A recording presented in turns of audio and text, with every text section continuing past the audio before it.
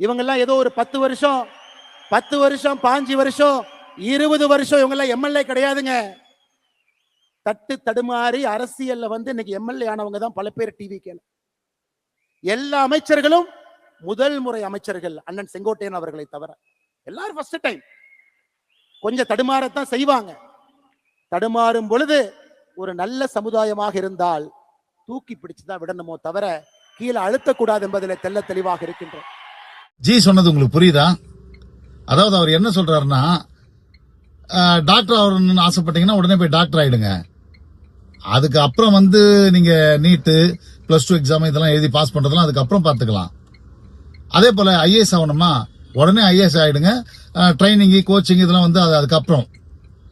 இப்ப இவர் என்ன சொல்றாருன்னா, அதாவது அட்மிஷன் போடும் போதே பாஸ் பண்ணி விட்டுருவாங்களாம். மத்த அந்த எக்ஸாம் டியூஷன் படிக்கிறது கிளாஸ் ரூம் இதெல்லாம் அதுக்கப்புறம். அதைத்தான் அவர் சொல்ல வர்றாரு. இப்ப இந்த ஃபர்ஸ்ட் எய்ட் டாக்டர் ஆனாங்க பாருங்க, அவங்க என்ன பண்ணலாம்னா ஒரு 10-15 பேஷண்ட கோளர் ஏதாவது கொடுத்துட்டாங்கன்னா நம்ம கண்டிக்க கூடாது. அவங்க ஏதாவது தவறுகள் பண்ணிட்டா கூட கண்டிக்க கூடாது.